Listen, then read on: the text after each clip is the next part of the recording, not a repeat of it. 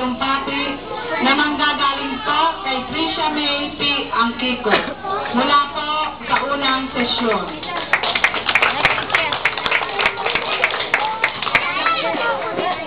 Hindi tinawag ng ina, gusto po siya. Narinig lang yung pangalan.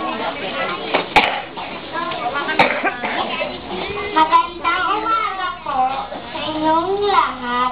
Ay kapatang Mundo Rosa, sa mga guro at sa mga magulang. Sa aking guro at sa Ma'am Lorna, marami pong salamat sa masalamang pagtuturo sa aming mga bata. Ikaw ang naging pangalawa naming nanay. Magagandang halimbawa ang iyong itinuro. Kaya di ka namin malilimutan.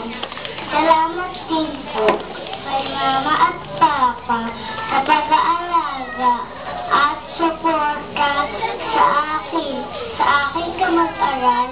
Pagputihin natin ang ating pag-aaral sapagkat ito ang nagbibigay sa katuparan ng ating